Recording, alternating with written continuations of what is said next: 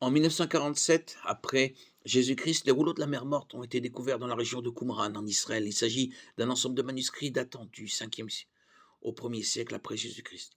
Les historiens pensent que les scribes juifs ont entendu ce site pour préserver la parole de Dieu et protéger ses écrits au moment de la destruction de Jérusalem en 70 après Jésus-Christ.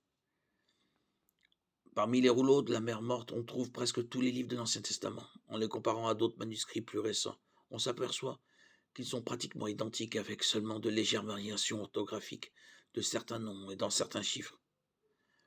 Les rouleaux de la mer Morte attestent de la fiabilité et de la préservation de l'Ancien Testament. Ils prouvent que l'Ancien Testament actuel est le même que celui employé par Jésus.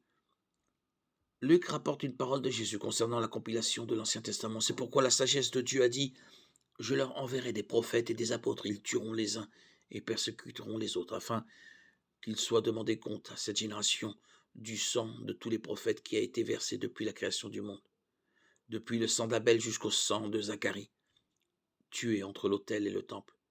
Oui, je vous le dis, il en sera demandé compte à cette génération. » Luc 11, 49, 51.